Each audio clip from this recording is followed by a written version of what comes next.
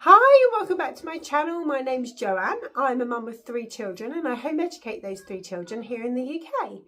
Today I wanted to talk about how I balance housework and homeschooling my children. I think that one of the big things that makes mums pause when they first consider home educating their children is how will they fit in or have enough time to be with their children all day long, 7 days a week, also fit in housework and also have some time for themselves so that they don't get grumpy, snappy, and that they feel that they also have a little bit of downtime. So I wanted to talk about that today. I should preface this video by saying that my husband has a more unique work schedule. He doesn't do the typical 9 to 5 Monday to Friday thing that a lot of people do. But I would say that in this day and age, I think a lot of people have more odd work schedules, and so this might apply to someone out there. And even if your own work schedule is different or your husband's work schedule is different, I think that you could probably take some of the things that I'm talking about and apply them to your own lives. So for us, my husband works 3 or sometimes 4 long days a week. So a long day means that he's out of the house from 7 o'clock in the morning till 9 o'clock at night. So 14 hours of the day I am at home with my children. We take my husband's work days as our school days and his non-work days as our days off, typically. That being said, if there is a little bit of extra work to do, then I schedule the more independent stuff on those off days, so that I can still get on with my other jobs and the other things that I want to do on those days.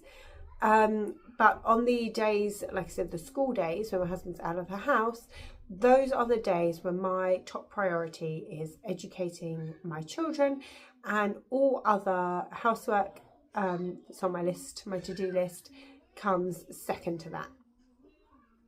So I can't get away with doing nothing on those days. Obviously, some things still need doing, but the list of things that I do on those days is quite small. So just running through it, the main things I do before a school day starts, I will have a little look at what we need to do for school that day. So I'll do a little bit of homeschool planning. On the Monday of each week, I print off a little schedule, a template, and I get that from the Good and the Beautiful website. If you just type in the Good and the Beautiful schedule into Google, that comes up. So I print that off, just have a little look at the week. I make sure, I get up at 6:30 with my husband and I get his breakfast ready while he's having a shower, so that's done. But then I have a breakfast done for my kids by the time they wake up. We've changed that from the last day in the life videos you would have seen where they were making their own breakfast. I used to have the boys do that, but we've had to make some changes around food here recently. So now I make a very simple breakfast for us. I make the beds and I put on a load of washing. So laundry days tend to be school days because I don't mind the sound of the washer and the dryer going on in the background on those days. On the days my husband's home, I like things to be a little bit more relaxed. So those are the main things that I do before we start school. Then throughout the day, it is possible while my kids are taking breaks for me to do little bits. But what I've found is that leaves me overworked. And that means that oftentimes kids are sort of vying for my attention because I might have been like one-to-one with my eldest doing his maths or something. And then the younger kids just want a little bit of attention. And so there was a little bit of conflict there when I would try and get things like washing up done during that time. So what I tend to do now is leave things like washing up, hanging out the washing, stuff like that until we are done with school, and then I will go and do those things. that means that I tend to have one huge load of washing up that needs doing in sort of the early afternoon, because my dishwasher doesn't work. If I did have a dishwasher at the moment, then I would put dishes in there, but I have plenty of time to wash up, so it's not really a problem that it doesn't work. But yeah, that's what it means, is that things build up a little bit. Now I have to say that would have driven me crazy if we were in our old flat. The flat that we lived in, we live in a house now. The flat we lived in before was an open like kitchen diner situation, and so that wouldn't have worked for us to have like loads of plates building up in the main living space. But because we have a separate kitchen now, we're very lucky that I can just do that. And then, like I say, in the afternoon I will tackle those things, and I will also just do a quick hoover through of the downstairs. Sometimes I have a little bit extra time and a little bit extra energy, in which case I might do something else that I've noticed that might be bugging me, like maybe one of the bathrooms needs cleaning and that's a quick 5-minute job, so I might do that. Or maybe the kids have spilt something upstairs on the floor, and so I might, when I've got the hoover out down here, I might just quickly run the hoover upstairs and do that. But I tend to try and keep housework to a minimum on home educating days, because like I say, educating my children is my prime thing that I want to focus on those days. So that means that on days that the kids are off, I concentrate on other housework tasks.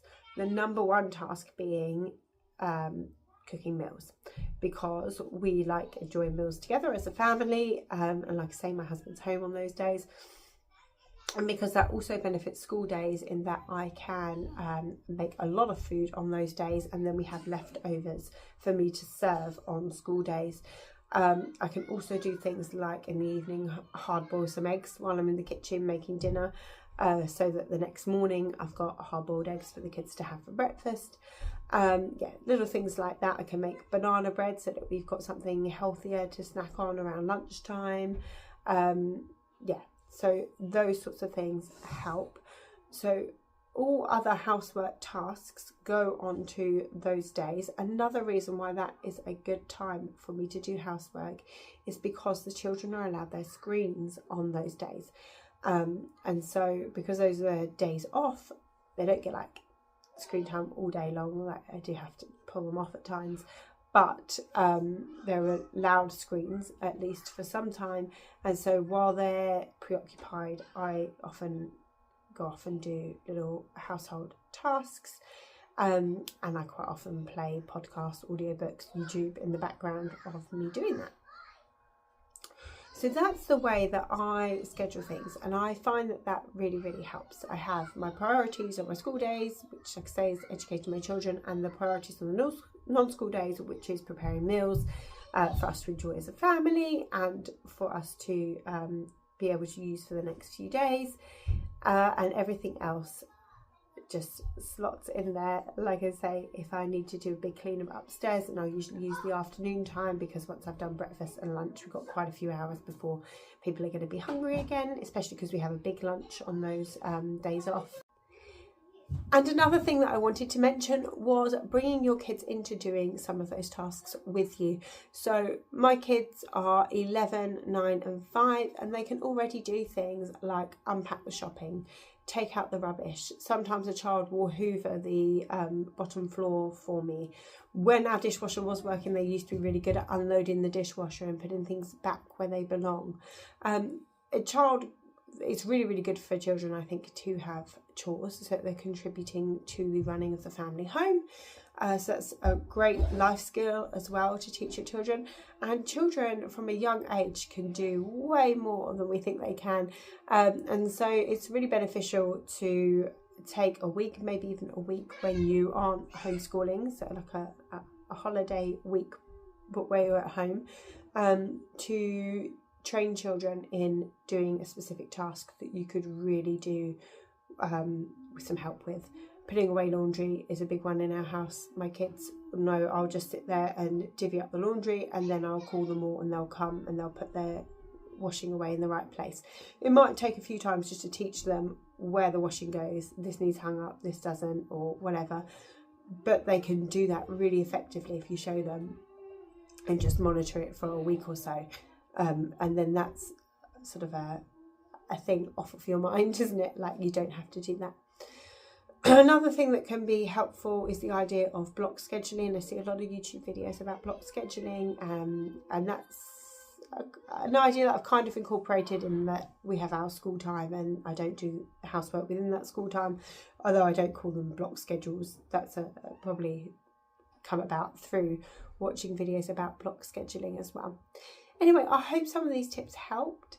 I think, and the last thing I would say is that make sure that you're having time for yourself during the day. Like I say, sit down, take a cup of tea while your kids are having a break.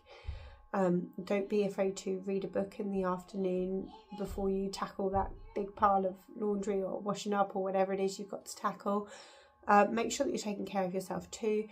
Another thing we do in our house, actually, that I should mention, is I have some quiet time. So the last couple of hours of the day, the kids go upstairs. That happens whether it's a school day or a non-school day. On school days, because they don't have their screens, there's a lot more bouncing back down. And I'm trying to help, particularly my 5-year-old, not do that at the moment. But that takes a little bit of work. My boys have got it, but like I say, my youngest, she does bounce down quite a bit if she doesn't. If she's not allowed screen time during that time. But taking a couple of hours in the evening does really, really help me mentally.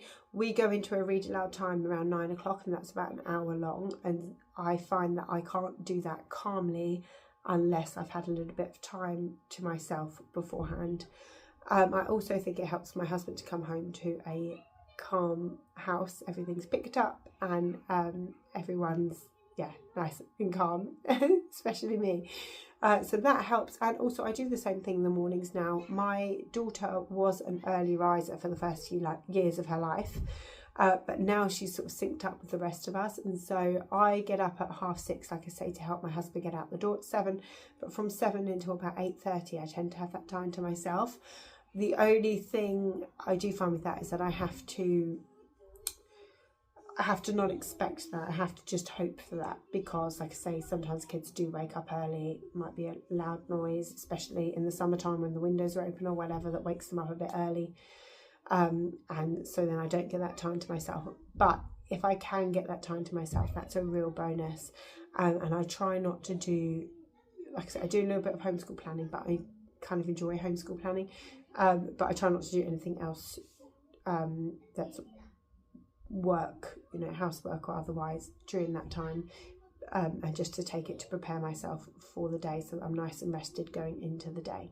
If you have any tips or tricks that you'd like to share, then please drop them in the comments. I would love to hear them. I'm always learning new things that make our home educating lives run a bit smoother. It would really help if you like this sort of content, if you give it a like and subscribe to my channel, and I will see you in my next video. Take care. Bye.